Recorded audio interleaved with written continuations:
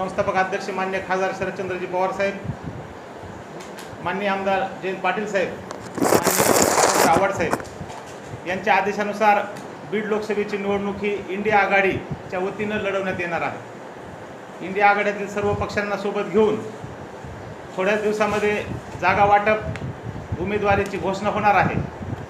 तत्पूर्वी एक संभाव्य उमेदवार म्हणून राष्ट्रवादी काँग्रेस पक्षाच्या वतीनं मी स्वतः ईश्वर मुंडे, माजी मंत्री माननीय जयसिंग काका गायकवाड पाटील, माननीय डॉक्टर नरेंद्र काळे साहेब, माननीय सुशीलाताई मोराळे, आणखी इतर संभाव्य उमेदवार माननीय साहेबाच्या आदेशानुसार जिल्ह्यामध्ये जनतेमध्ये जात आहेत। शरद संवाद संदेश त्यांचा संदेश पोचवत आहेत। जनतेच्या काय अडीअडचणी आहेत किंवा जनतेला लोकसभेच्या निवडणूक येत आहेत, जनतेचं मत काय आहे किंवा कुठल्या मुद्द्यावर निवडणूक लढायला पाहिजे आणि कोण उमेदवार जास्त सक्षम ताकदीनं निवडून येऊ शकतो, हे सगळी चाचपणी पक्षाच्या वतीनं चालू आहे।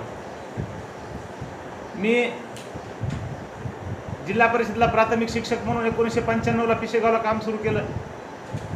माझ्या बालमनावर खासदार शरदचंद्रजी पवार साहेब यांचे संस्कार असले तालुका अध्यक्ष राष्ट्रवादी काँग्रेस पार्टी, प्रदेश सरचिटणीस Rashtrawadi Congress party OBC cell आणि आत्ता जानेवारीमध्ये मला राज्यप्रमुख सेवानिवृत्त अधिकारी कर्मचारी सेल या पदावर जिम्मेदारी दिलेली आहे। ज्यावेळेला राज्याध्यक्ष सेवानिवृत्त अधिकारी कर्मचारी सेल या पदाची जिम्मेदारी घेऊन मी समाजामध्ये जात होतो, लोकांमध्ये पोहोचत होतो, तर त्यावेळेला लोकांमधून मागणी यायला लागली की ईश्वर मुंडे सर, आपण बीड लोकसभेची निवडणूक लढली पाहिजे। हा विषय माध्यमांनी घेतला, माननीय खासदार शरदचंद्रजी पवार साहेब, माननीय जयंत पाटील साहेब यांच्यापर्यंत पोहोचला। मीही स्वतः विनंती केली माननीय साहेबांना की साहेब, जनतेची अशी अशी मागणी आहे, लोकसभा लढायची माझी पण इच्छा आहे। मग साहेबांनी सांगितलं की आपण दुसरे पण उमेदवारांना संधी सांगितलेलं आहे की तुम्ही जनतेमध्ये जा, फिरा, त्यांच्यासोबत तुम्ही फिरा आणि आपण नंतर विचार करू।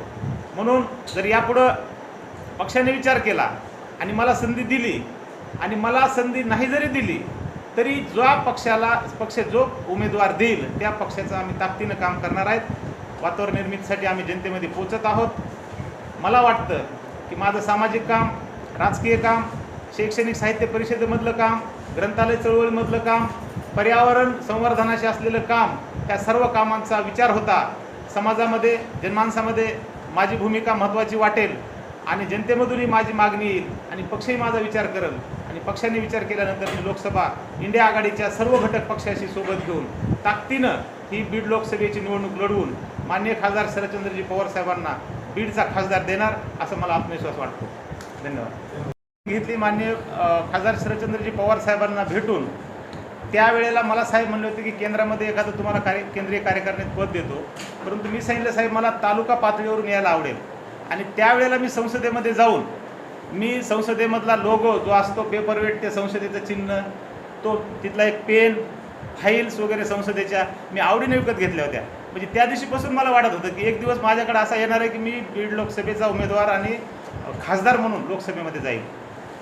इतर तुमच्या शरद पवार गटामध्ये इतर उमेदवारापेक्षा तुम्ही का सरस आहात असं तुम्हाला, तुमच्याकडे असं वेगळं पण काय आहे बरोबर आहे, जेणेकरून इतरांना डावलून तुम्हाला शरद पवार तिकीट देतील असं तुम्हाला का वाटतं?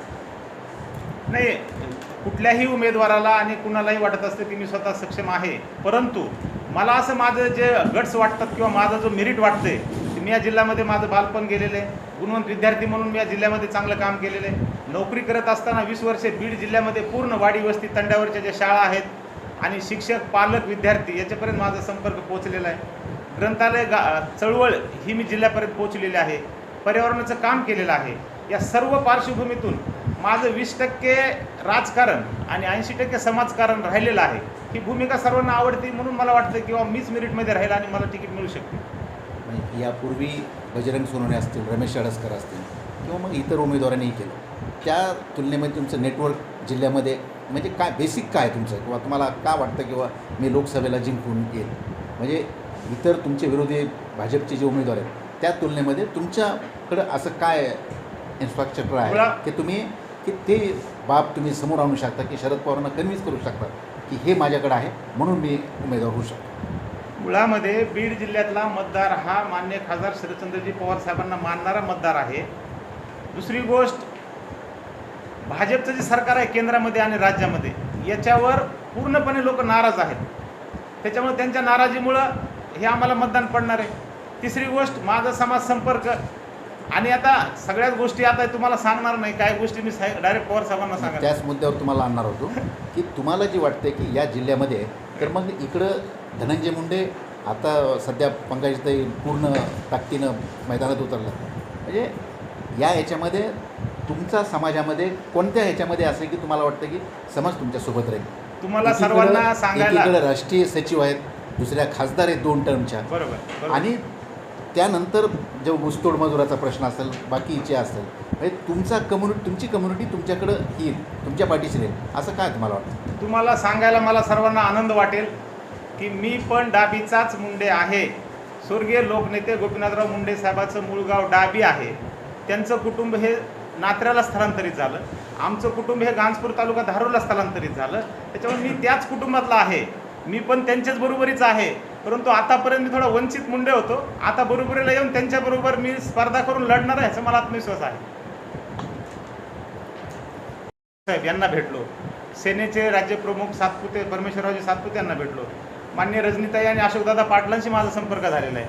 त्यांच्या घरी आज लग्न असल्यामुळे ते म्हणजे लग्न होऊ द्या, ते कार्यक्रम झाल्याच्या नंतर आम्ही पूर्ण वेळ तुमच्यासोबत आहेत. म्हणजे इंडिया आघाडीतील सर्व घटक पक्षाशी आमचा संपर्क चालू आहे. त्या जिल्ह्यातील जनतेचं उत्पन्न वाढवण्यासाठी शेतीपूरक उद्योग, प्रक्रिया उद्योग, युवकांना रोजगार मार्गदर्शन, नोकरीचं मार्गदर्शन, ह्या गोष्टी करून आपण जिल्ह्यातील जनतेचा स्तर कसा उंचावेल, आर्थिक स्तर, हे मुद्दे मी समोर ठेवणार आहे.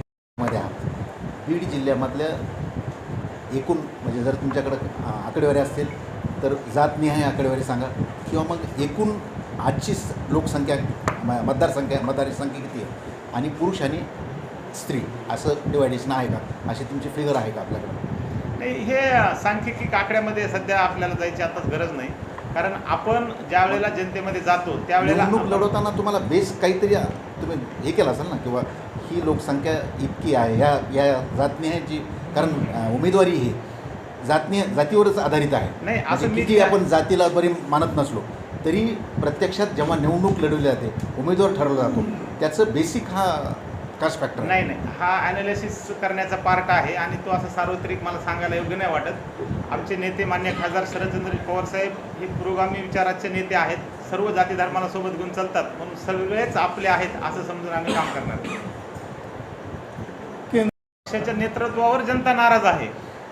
त्यांच्याकडे त्यांनी जे केलेले दोन निवडणुकामध्ये जे केलेले दावे होते किंवा जे आश्वासन होते ते पूर्ण झालेले नाहीत. म्हणून नरेंद्र मोदी साहेबांवर लोक नाराज आहेत, भाजप पक्षावर नाराज आहेत आणि नरेंद्र मोदी साहेबांनाही स्वतःचा आत्मविश्वास नाही. म्हणून हे जे सगळे पक्ष फोडाफोडीचं जे राजकारण चाललेलं आहे आणि भ्रष्टाचाराचे आरोप करायचे, लोकांना जवळ घ्यायचं, दुसऱ्या दिवशी राज्याभिषेक करायचा, ही गोष्ट सरळ जनतेला माहिती आहे. म्हणून फक्त आपल्या खासदारापेक्षा पूर्ण देशामधला भाजप हा निरर्थक ठरलेला आहे. हा गरजेचा प्रश्न आहे. मी बालपणापासून पण म्हणत होतो की हा घाटनांदूर नगर मार्ग हा रेल्वेचा पाहिजे.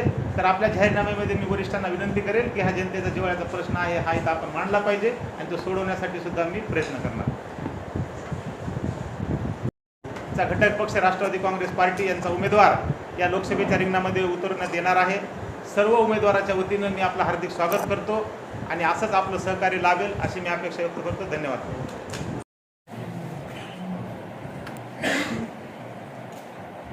माननीय खासदार शरदचंद्रजी पवार साहेब यांनी अंबाजोगाईला येण्यासाठी वेळ दिलेला आहे. फेब्रुवारी एंड किंवा मार्चच्या पहिल्या आठवड्यामध्ये साहेब अंबाजोगाईला मी येणार आहे आणि सेवानिवृत्त अधिकारी कर्मचारी सेलचा मराठवाडा विभागीय अधिवेशन आणि कार्यकर्त्यांचा मेळावा असा या ठिकाणी कार्यक्रम होणार आहे. तर मी आपणास साहेबांची तारीख निश्चित झाली की पुन्हा एकदा पत्रकार परिषद घेऊन जाहीर करेन.